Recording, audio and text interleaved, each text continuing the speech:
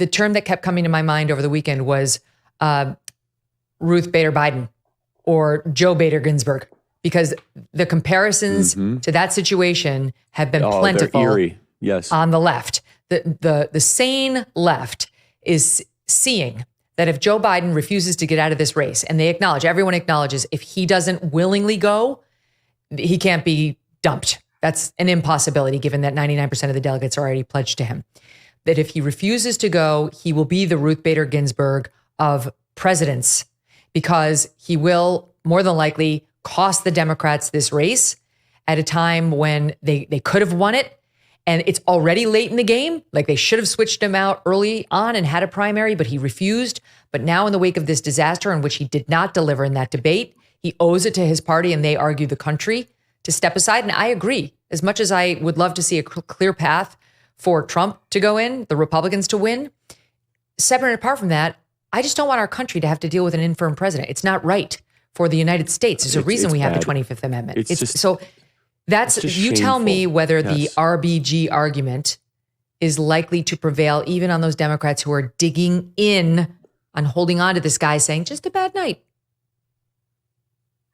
I don't know. And the reason is that the Democrat mafia is run by a bunch of octogenarians. And I think they're afraid if they pull Joe Biden, they're going to be pulled next. I mean, if they pull Joe Biden, does that mean Schumer and Pelosi have to go? I mean, Pelosi's older than Biden. She's 84. I mean, she's actually sharper than Biden and a lot tougher.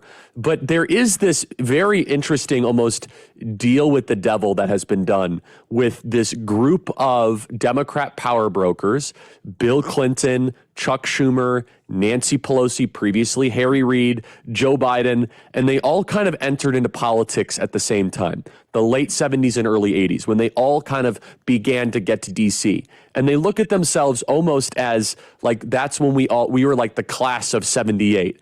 And they've all looked out for each other for the last 40 or 50 years during this managed decline of the United States of America.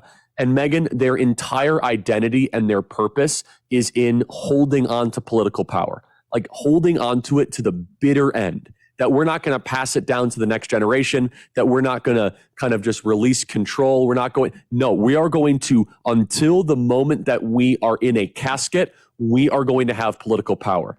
Amazing. I think this is actually one of the great weaknesses in both. The Republicans aren't immune to this either, by the way, just to be clear. But the Democrats are actually far worse right now, far worse. The Republican Party has younger voices that are ascendant. Say what you will about Speaker Johnson. He's definitely a different generation than Nancy Pelosi. I don't know if the RBG argument will actually resonate, because the great Democrat fault line is that the base of the Democrat Party is hyper radical and very young, but their rulers are incredibly transactional and very, very old. And the old leaders, they're not all of a sudden going to hand off the baton. They will hold on to power until they are dead. And here's look at Joe Biden. We Joe put Biden together says, a montage of just a few of them. Some of the names you mentioned are in here. Watch. This is their reaction over the weekend. Yes, it was a bad performance. Clyburn. I've been a part of debate preparation before, and I know when I see what I call preparation overload. And that's exactly what was going on. He should stay in this race. We see Joe Biden up close. We know how attuned he is to the issues, how informed he is. And I debate with him about legislation, and not debate, but discuss it with him. He's right there. So in any case, it was a bad night. Let's not sugarcoat that. It was a bad night. It was a great presidency.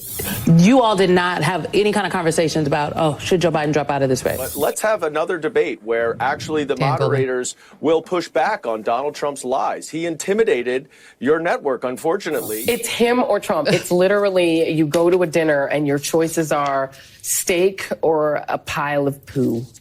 This is not a difficult choice.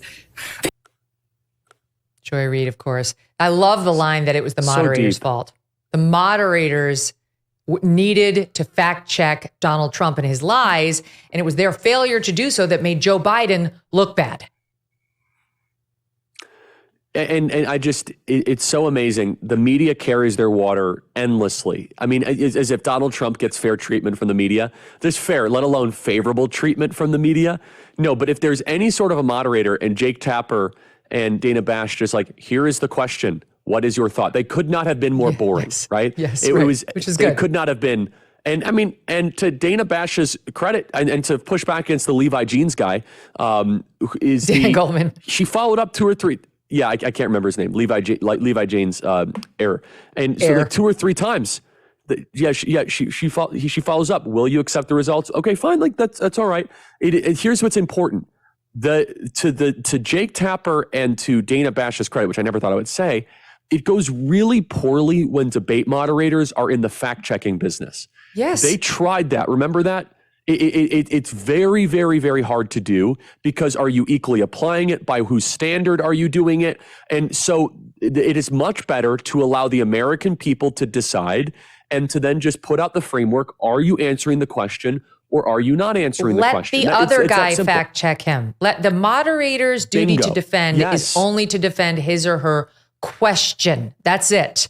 Not to then fact check the actual substance of the answer. And Dana Bash and Jake Tapper did a great job the other night. They did not get involved in any of that nonsense. And had they done so, it would have looked like this. Mr. Biden, you just stated that no troops died on your watch as commander-in-chief. And Jake Tapper, he's very pro-American troop. He would have had this at the ready.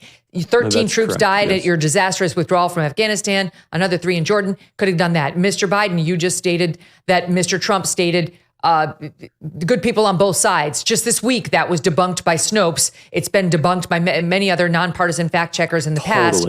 That, like, do we really want that debate where it's all what Jake Tapper and Dana Bash or Megyn Kelly or whomever think about the issues? Bullshit. That's not what happened here. It was Joe Biden's obligation. He couldn't do it. And I want to just also say, and I think it's being lost in the coverage, President Trump deserves a lot of credit for being just a little bit of the sideshow of this debate and having amazing self-control. I don't think he has gotten the people say, oh, what do you do? Like complimented his self-control. Think about this. This is a guy that's trying to throw you in prison that you believe is not the rightful president from last time. You just want to go over there and smack his head down. I mean, they've talked about fighting each other, by the way. And Donald Trump just very gently was like, I don't know what he said. And he doesn't even know what he said. It was just that little gentle touch. He allowed the opportunity for Biden to self-destruct. And again, to an amazing discipline, Megyn, he did not interrupt him. I think there was only one opportunity, maybe. In fact, it was Joe Biden that was on the attack. And Donald Trump just kind of shrugged his shoulders. And that Zen Donald Trump, it was good to see. No, it's true. But now the Democrats came out the next day almost uniformly and said, my God, he's got to go. It's a disaster. We all saw what you saw. And then once Joe Biden signaled, I'm not going anywhere, and Jill Biden signaled the same, they started to get a little bit more defensive of him. Lawrence O'Donnell was tweeting out that's where they the are non-panic zone tonight on my show. You heard Joy read, at least he's not a pile of shit, so vote for him. Then you had Joe Biden come out with this message that they're finding very stirring and reassuring because his vigor was back at a rally in North Carolina, SOT 10. I know I'm not a young man. State the obvious. Well, I know. I don't walk as easy as I used to. I don't speak as smoothly as I used to. I don't debate as well as I used to. But I know what I do know. I know how to tell the truth. I know, like millions of Americans know, when you get knocked down, you get back up. It was a good reading. He's a good reader. He can read off the teleprompter. He proved that at the State of the Union, and he proved that yesterday. That's not being president. My children can read off the teleprompter well too, because they come in the studio and they practice sometimes. They can't be president. Not yet. Yes, and here's the kicker: is that Joe Biden does not have the current capabilities to govern this country, and so he's able to read a couple words in front of a crowd there. If you are not able to dialogue or discourse against Donald Trump, how are you able to negotiate peace with Vladimir Putin? How are you able to deal with Xi Jinping? And the answer is you're not. And so what everyone realized is that there is an administrative state, a puppeteering class that is currently running the United States government. And the assault on, or at least the criticism of Joe Biden's mental faculties is opening a lot of people's eyes to actually how our government is currently formed and structured. And it's not the way you think. Joe Biden is not in charge. There are a group of experts that are currently calling the shots in this country. Listen to this, Charlie. Speaking of the advisor class, because this is the new narrative that's coming out. It was his advisor's fault. It wasn't his fault. He's actually perfectly competent. He was just over-prepared. You heard that in the James Clyburn shot that we played as part of that montage. And we've heard it from multiple other Biden defenders now. But this is from a follow-up in the New York Times, following up on what happened in the Sunday meeting, that Hunter and Jill and his family are urging Joe Biden to, quote, keep fighting. I read as follows. The anger among Democrats was made evident on Sunday when John Morgan, a top Democratic donor who is close to Mr. Biden's brother Frank, publicly blamed the advisors who managed the president's debate preps, citing by name Ron Klain, that's his former chief of staff, Anita Dunn, his top communications advisor, and Bob Bauer, that's her husband and also a top lawyer. Biden has for too long been fooled by the value of Anita Dunn and her husband, Mr. Morgan wrote on social media. They need to go today. The grifting is gross. It was political malpractice. He elaborated in a subsequent interview. Quote, it would be like if you took a prize fighter who was going to have a title fight and put him in a sauna for 15 hours and then said, go fight. He said, I believe that the debate is solely on Ron Klain, Bob Bauer, and Anita Dunn. Member of Mr. Biden's family were likewise said to be focused on the president's staff, including Ms. Dunn, a White House senior advisor, and her husband Bauer, the president's personal attorney who played Trump during the debate rehearsals.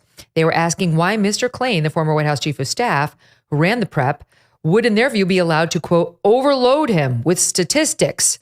And they were angry that Mr. Biden, who arrived for the debate in Atlanta with a summer tan, was made up to look pale and pallid.